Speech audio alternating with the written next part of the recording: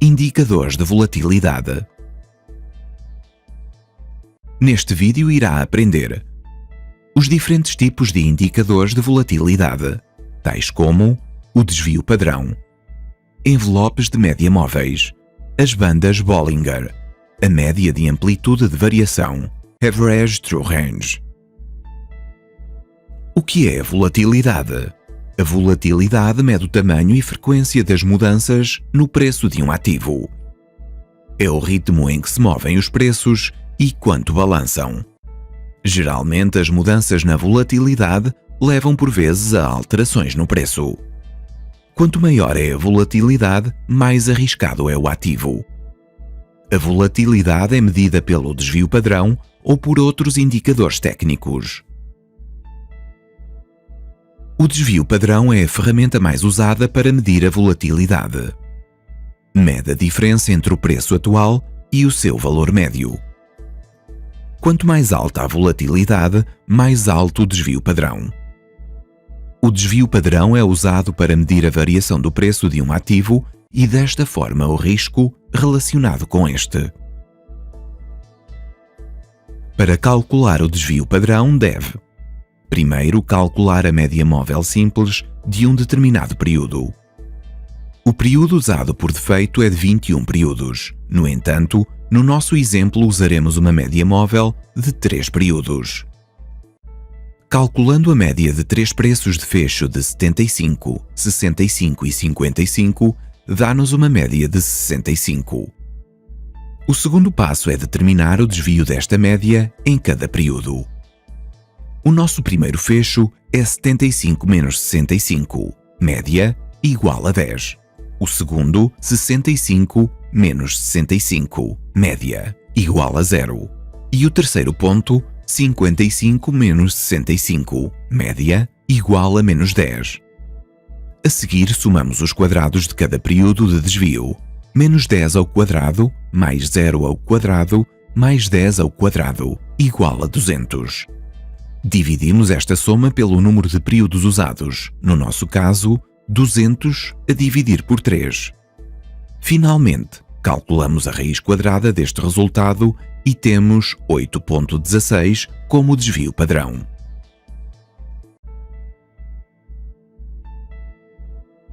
O desvio padrão fornece uma estimativa dos movimentos esperados do preço e, portanto, o risco de um ativo. Os movimentos de preço acima do desvio padrão mostram uma força ou fraqueza acima da média. Estes movimentos são usados para localizar condições de preço sobrecomprado ou sobrevendido. Outro indicador de volatilidade são as bandas Bollinger. Este indicador de volatilidade tem o nome do seu criador, John Bollinger. Ele queria criar um canal de preço dinâmico que seguisse os movimentos de preço e procurasse a volatilidade ao mesmo tempo. Este indicador é feito de 3 bandas, onde na banda superior e na inferior estão traçados 2 desvios padrão acima e abaixo da média móvel. O desvio padrão mede a volatilidade, assim as bandas serão mais alargadas durante uma maior volatilidade e mais estreitas durante uma menor volatilidade. A banda do meio é a média móvel simples de 20 períodos. Na banda superior estão traçados 2 desvios padrões acima da média móvel simples de 20 períodos. Na banda inferior estão traçados 2 desvios padrões abaixo da média móvel simples de 20 períodos. A forma mais popular de usar as bandas Bollinger é a compressão. Quando o desvio padrão tem valores baixos, as bandas comprimem e aproximam-se, indicando uma baixa volatilidade. Baixa volatilidade cria alta volatilidade. Então, quando as bandas comprimem, estas dão um sinal que é esperado, um movimento amplo para cima ou para baixo. Um sinal em alta é dado assim que o corpo de uma das velas fecha acima da banda Bollinger superior. Um sinal em baixa é dado assim que o corpo de uma das velas fecha abaixo da banda Bollinger.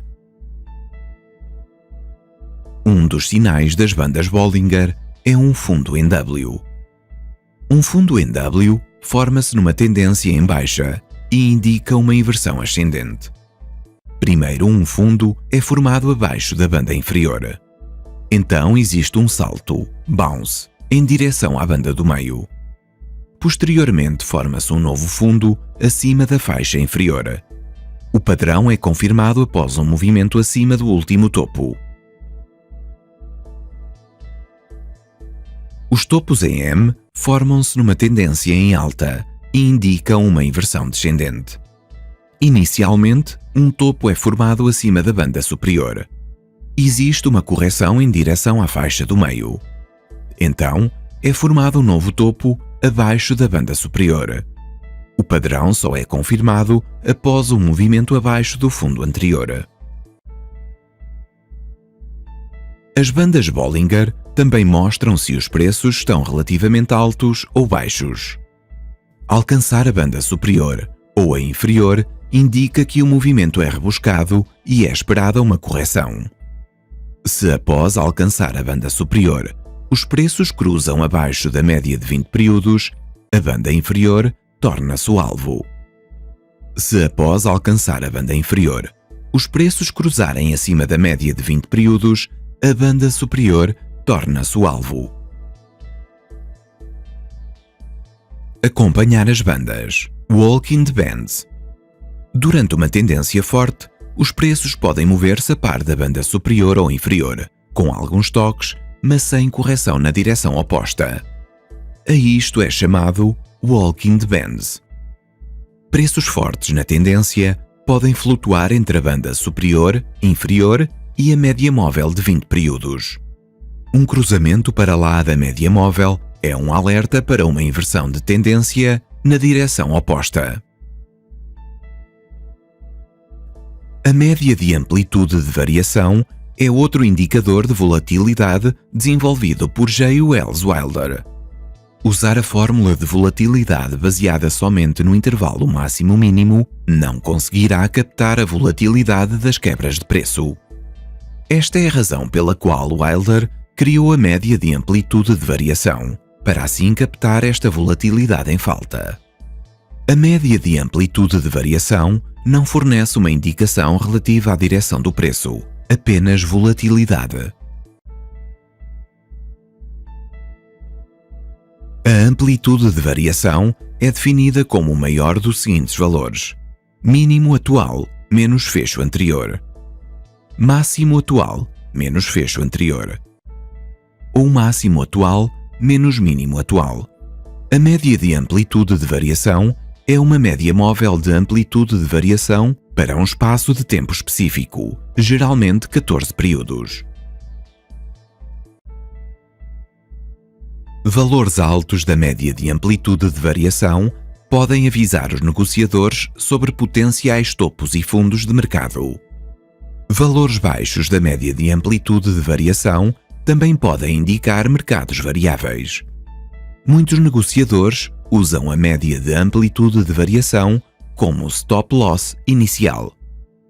Uma inversão ascendente com um aumento na ATR mostra uma forte pressão de compra e reforça a inversão. Uma quebra no suporte descendente com um aumento na ATR mostra uma forte pressão de compra e reforça a quebra no suporte. No próximo vídeo iremos falar do movimento direcional médio. Obrigado por verem o vídeo.